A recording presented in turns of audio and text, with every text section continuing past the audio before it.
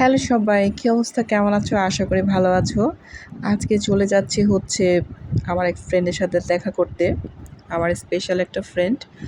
তো আজকের দিনটা আমার কাছে ভিন্ন রকম। আজকের দিনটা যেন হঠাৎ করে একটু অন্যরকম হয়ে উঠল। আর কোনো পরিকল্পনা ছিল না, তবুও কেন জানি ওর সাথে দেখা করে খুব বেশি ভালো লাগছে। অনেক দিন পর বান্ধবীর সাথে দেখা হলো। সেই চেনা মুখ, সেই চেনা হাসি, তবুও কেন যেন বুকের ভিতর নরম একটা আলো জ্বলে উঠল। কথা ছিল খুব সাধারণ, কিন্তু প্রতিটা শব্দের ভিতরে লুকিয়ে ছিল অসংখ্য না বলা কথা। সময় যেন একটু থেমে গিয়েছিল তখন। কিছু সম্পর্ক আসলে এমনই হয়, তাই না? এটা হচ্ছে আমাদের বন্ধুত্বের সম্পর্ক। আর যখনই আমরা দুজন আড্ডা দিচ্ছিলাম, এই তো পুকুর পাড়ে এই সনাতন ধর্মীয় লোকটা অনেক দূর থেকে মাথায় করে প্রদীপ, সেই সাথে আগরবাতি, আরও কী যেন জিনিস নিয়ে তারপরে পুকুর পাড়ে এলেন। আসার পরে সেগুলো আবার ভেলাতে করে ভাসিয়ে দিলেন।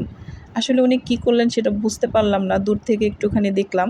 আর সেই ভিডিও ক্লিপটাও তোমাদের সাথে একটু শেয়ার করলাম।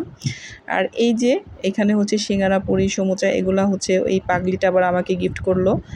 তো আমি এগুলো নিতে চাইনি, সে আমাকে খুব জোর করেই দিল। তো যাই হোক, এই খাবারগুলো নিয়ে আমি আবার বাসায় চলে আসছি। আবার বাসায় ফিরে রান্নাবাড়া করতে হবে। তো হঠাৎ কেন জানি মনে হলো জীবনটা হয়তো খুব বড় কিছু না, কিন্তু এই ছোট ছোট মুহূর্তগুলোই আমাদের ভিতরটা ভরে দেয়। আজকের এই যে ওর সাথে হঠাৎ দেখা করা, আসলে এটা কোনো বড় গল্প নয়, তবুও মনে থাকবে আমার অনেক দিন, একটা নরম গভীর অনুভূতি হয়ে। কারণ ও যে আমার খুব স্পেশাল একটা বান্ধবী। আর এই যে কথা বলতে বলতে এদিকে আমি তরকারিটা রান্না করে ফেলতেছি।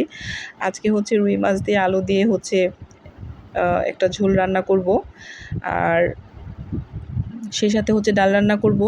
আর করলা ভাজি আগেই করে ফেলেছি। আর এই কেটে বেছে ধুয়ে আমি আগেই রেখে গিয়েছিলাম।